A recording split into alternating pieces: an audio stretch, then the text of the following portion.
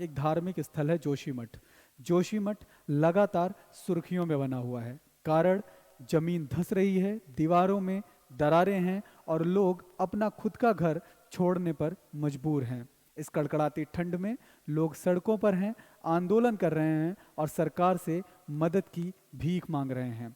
हालांकि सरकार ने वहाँ के निवासियों के लिए राहत सेवाएं प्रदान करनी शुरू कर दी हैं। एक्सपर्ट्स की टीम जांच पड़ताल में जुटी हुई है, लेकिन सवाल यह उठता है कि क्या इतना करने भर से ये सारी समस्याओं से निजात मिल पाएगी या नहीं। नमस्कार दोस्तों, मेरा नाम है अतुल त्रिवेदी और स्वागत है आपका आकार आईएएस में। आज के इस वीडियो में हम बात करेंगे जोशीमठ में आई इस त्रासदी के बारे में और साथ ही साथ जानने की कोशिश करेंगे कि आखिर ऐसे कौन से कारण हैं जिनकी वजह से जोशीमठ में इस तरीके की आपदा ने एक विकराल रूप ले लिया है। तो वीडियो शुरू होने से पहले हम बात करते हैं जोशीमठ के बारे में। तो जोशीमठ, जैसे कि हमने बात की कि उत्तराखंड राज्य के चमोली जिले में स्थित है।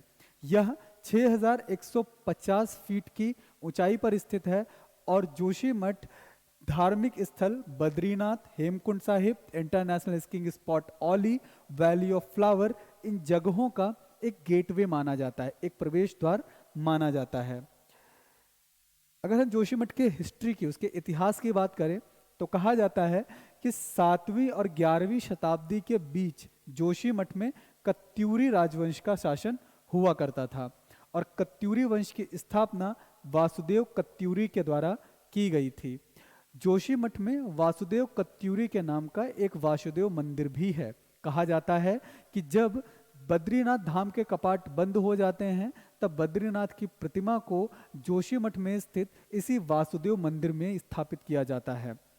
और इसका तीसरा जो हिस्टोरिकल इंपॉर्टेंस है, जो ऐतिहासिक महत्व है, वो यह है कि 8वीं शताब्दी में आदि गुरु शंकराचार्य ने अपने अनुयायियों के लिए पूरे भारत में 4 मठों की स्थापना की थी और उन 4 में से जो पहला मठ उन्होंने स्थापित किया था वह जोशीमठ में स्थापित किया था। तो इसकी ऐतिहासिक महत्ता भी बहुत मायने रखती है और लोग ज़्यादातर संख्या में जोशीमठ जाते हैं। अब हम बात करते हैं कि जो आपदा, एक डिजास्टर जो भी जोशीमठ में है, उसको लेकर के ऐसे कौन कौन से कारण हैं, क्या रीजंस हैं, तो उन पर हम बारी बारी से डिस्कस करेंगे। पहला कारण इसका ये माना जाता है कि जो जोशीमठ है वो एक पहाड़ी के मिडिल स्लोप में, एक पहाड़ी के बीच में स्थित है, जो कि पश्चिम और पूरब में कर्मनासा और ढाकनाला धाराओं से घिरा हुआ है तथा दक्षिण और उत्तर में धौली गंगा और अलकनंदा नदी से जो है वो घिरा हुआ है।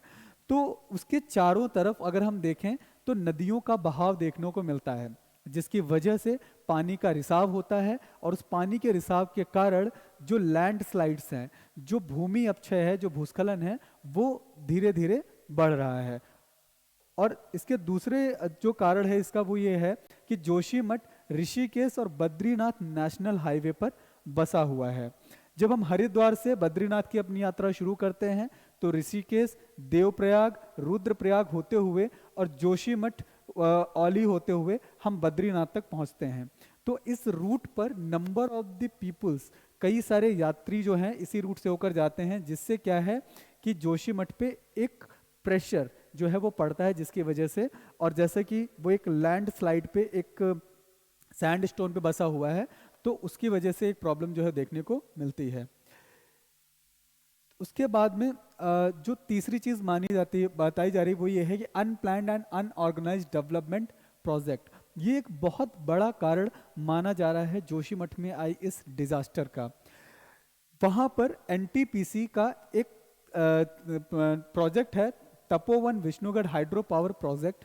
हालांकि जो Tapovan Vishnugad hydro power project है यह एनटीपीसी और उत्तराखंड गवर्नमेंट के बीच में 2005 में एक समझौता हुआ और उस समझौते के बाद एनटीपीसी ने अलकनंदा नदी पर, यानी कि अलकनंदा नदी पर अपना ये Tapovan Vishnugad hydro power project जो है वो स्थापित किया।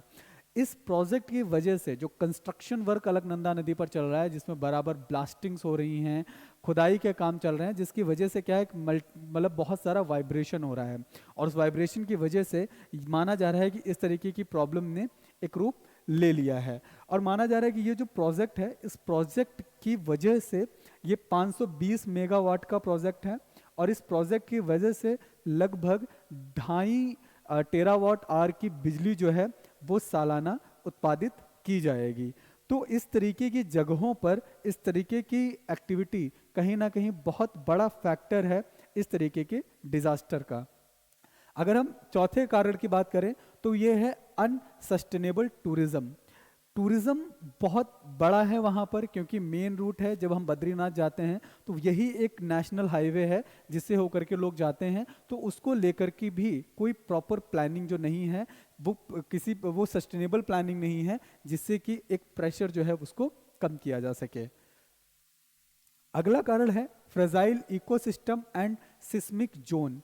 जो जोशीमठ जिस जगह पे स्थित है वो काफ़ी फ्रेजाइल है, एक फ्रेजाइल पारिस्थितिकी तंत्र है, और साथ ही साथ ये सिस्मिक जोन में बसा हुआ है।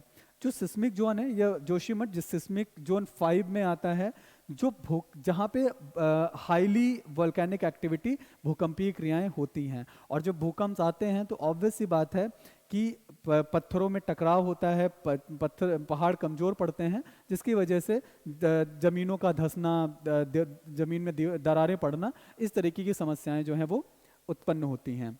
उसके साथ साथ में ग्रेजुअल वेदरिंग यानी कि क्रमिक अपक्षय और वाटर पर्कुलेशन, पानी के रिसाव की वजह से जो रॉक्स हैं, जिनकी वजह से जो एक पकड़ होती है रॉक्स की, चट्टानों की, वो क्या हो रही है, कमज़ोर हो रही है। तो इस तरीके के जो कारण हैं, इस तरीके के जो रीजंस हैं, वो एक बहुत बड़ा फैक्टर हैं इस तरीके के डिज़ास्टर के लिए। उसके साथ साथ में इससे पहले भी कई सारे डिज़ास्टर जो हैं वो आ चुके हैं, जैसे कि 2013 में केदारनाथ में एक मैसिव क्लाउड बर्स्ट हुआ, एक बादल फटा, जिसकी वजह से बहुत बड़े स्केल पर एक बाढ़ आई, और उस बाढ़ की वजह से बहुत बड़ी त्रासदी जो है वो केदारनाथ में देखने को मिली। और 2021 में ऋषि गंगा और धौली गंगा में बाढ़ की वजह से इस तरीके बाढ़ आई थी, उस बाढ़ ने भी इसे बहुत बड़े पैमाने पर प्रभावित किया।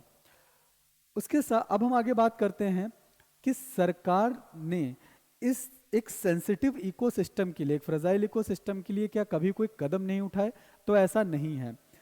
समितियां बनाई गई, आयोग बनाए गए, और उनसे बोला गया कि इन जगहों पर जो प्रॉब्लम्स हैं उनको फाइंड आउट किया जाए और उन्हें उनके लिए रिपोर्ट पेश की जाए। उन रिपोर्ट्स के मद्देनज़र, उन सुझावों के मद्देनज़र सरकार समुचित उपाय उठाएगी।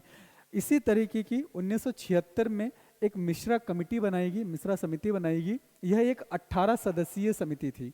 इस समिति ने सरकार को अपनी रिपोर्ट पेश की, और उस रिपोर्ट में सरकार ने ये कहा कि जोशीमठ एक ओल्ड लैंडस्लाइड जोन पर बसा हुआ है, एक पुराने भूस्खलनीय क्षेत्र पर बसा हुआ है, और यह जोशीमठ जिस जगह बसा हुआ है यह केवल सैंड और स्टोन का डिपॉजिट है। ठीक है, यानी कि बालू और पत्थर जो है बेसिकली सेडिमेंट रॉक्स हैं, उन पे बसा हुआ है। यह मेन रॉक यानी कि मुख्य चट्टान पर नहीं बसा हुआ है। उसके साथ साथ में उन्हें बताया कि वाइब्रेशंस जो है, ब्लास्टिंग हो रही है, बहुत ज़्यादा ट्रैफिकिंग हो रही है, उसकी वजह से बहुत ज़्यादा वाइब्रेशन होगा। जो वाइब्रेशन की वजह से क्या होगा, चट्टानें कमज़ोर पड़ेंगी, और जब चट्टानें कमज़ोर पड़ेंगी तो ऑब्वियस सी बात है कि जो वहाँ पे कंस्ट्रक्शन एक्टिविटी हैं, घर हैं, सड़कें हैं, वो धंसनी शुरू हो जाएंगी। तो मिश्रा कमेटी ने इस तरीके की अपनी रिकमेंडेशंस दी, लेकिन सरकार ने उन रिकमेंडेशंस पर किसी भी तरीके का कोई ध्यान नहीं दिया, और लगातार कंस्ट्रक्शन एक्टिविटी जो है वहाँ पर चलती रही। और जिसके बावजूद 1976 में ये रिपोर्ट पेश की गई थी, लेकिन इसके बावजूद भी 2005 में एनटीपीसी और उत्तराखंड गवर्नमेंट ने Tapovan Vishnugad hydro power project को मंजूरी दे दी। इसके साथ ही साथ अभी recently national remote sensing centre, Indian space research organisation ISRO ने कार्टोसैट 2 से जो है इमेजेस ली, और उन इमेजेस के बेसिस पर इसरो ने अपनी रिपोर्ट दी, और इस रिपोर्ट में ये बताया गया कि जोशीमठ की जो लैंड है वो लगातार धंस रही है, और पिछले 12 दिनों में 5.4 सेंटीमीटर का लैंड ट्रिगर वहां पर देखने को मिला है। और इसके पहले भी 9 सेंटीमीटर का एक स्लो सब्सिडेंस देखने को मिला, जो कि अप्रैल नवंबर 2022 में था। धीरे धीरे इस तरीके की प्रॉब्लम्स बढ़ती गई और आज के टाइम पे ऐसा है कि 12 दिनों में 5.4 सेंटीमीटर का एक ट्रिगर, लैंड ट्रिगर देखने को मिल रहा है। तो एक बहुत बड़ी त्रासदी और बहुत बड़ी आपदा से जोशीमठ गुजर रहा है। एक टूरिस्ट प्लेस होने के साथ साथ में इसका एक स्ट्रैटेजिक महत्व भी है। कई सारे कारणों की वजह में अगर कारकों में देखा जाए तो जोशीमठ का बहुत ज़्यादा महत्व है।